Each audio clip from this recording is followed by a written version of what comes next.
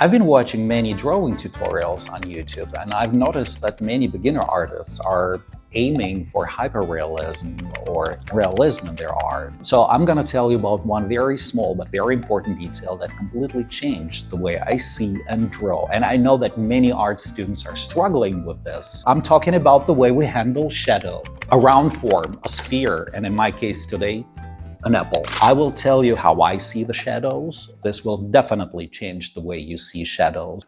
So, let me show you.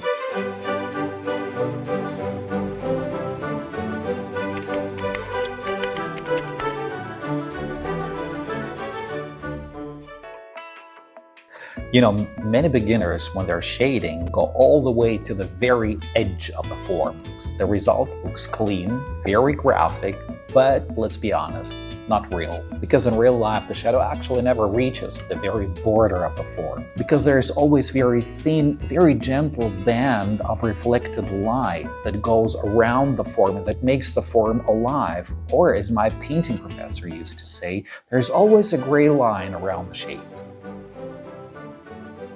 This is not our imagination. It's, how should I put it?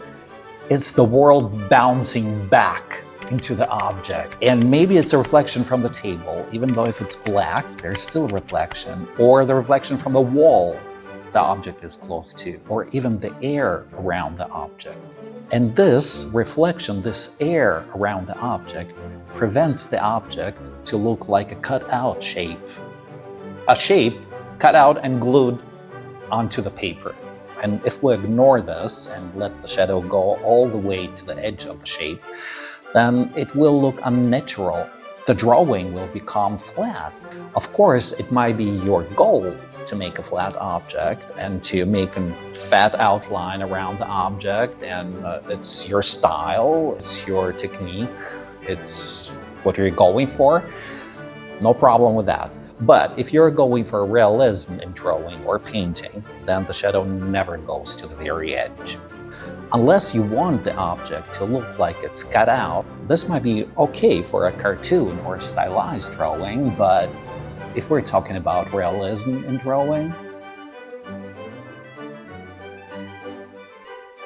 and you know, classically trained artists will probably never do the fat outline or a shadow going all the way through, unless you're a sculptor. Sculptors do that because sculptors need outline. And if you want to capture the object the way it exists in the atmosphere, then keep this in mind.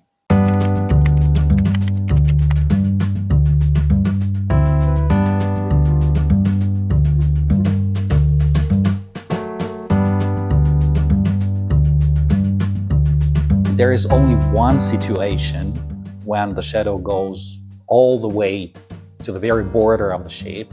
It's when the object is pressed against the wall. But also in this case, there is reflection coming from that wall. Depending on the color of that wall or the table, the reflection will get a bit of that color and will bring this color onto the shape, and it will make the shape either slightly darker in the reflection or slightly lighter in the reflective part.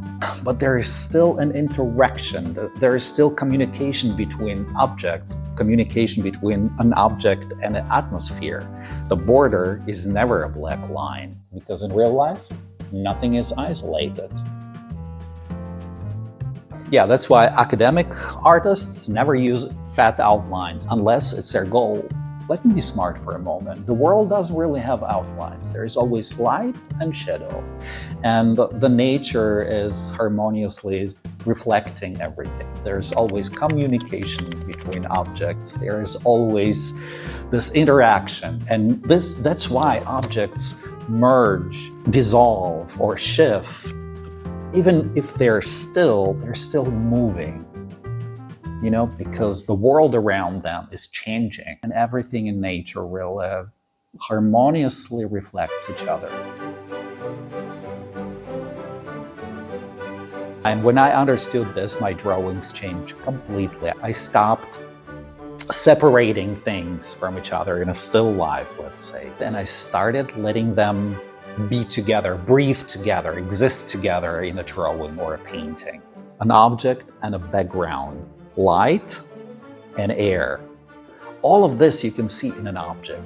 So next time you draw an object, an apple, a simple sphere, or something round, think about this.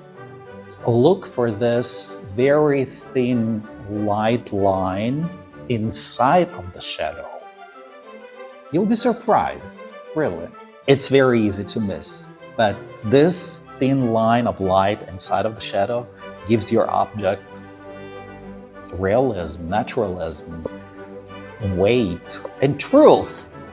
Because in the end, nothing in life we see around us is cut out and glued onto a surface. That everything is connected through light, through color, through the soft reflections. And this is what makes the world around us so beautiful and so harmonious and so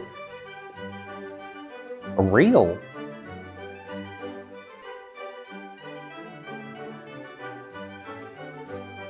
Let me tell you a couple more things about the realism. I don't know why, but many beginner artists think that the sharper the image, the more realism there is.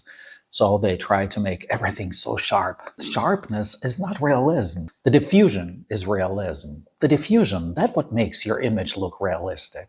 Next time you're working on your hyper-realistic drawing, don't make it sharp. And if you ask me, very honestly, I don't know why people make hyper-realistic drawings or paintings. If you want hyper-realism, go make a photo and print it out. We are not printers, we are artists. So if you're making hyper-realism, that's fine. Feel free to do it. Show your mastery, show your skills. But to me, it's less of an art, I would say. It's more of a printing job. Yeah, guys, and don't get me wrong.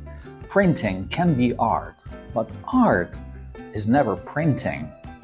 So if you're going for realism, make it artistic, make it beautiful. Don't make a copy with sharp edges. Real life is never sharp-edged. It's never cut out. It's always diffused. It's always in communication with other objects, like me and this apple.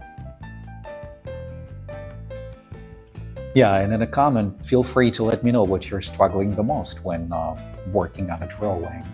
Write a comment. And if you want to know my very simple 3-part proportion rule when drawing a person, then watch this video. And I'll see you next time. Ciao, ciao.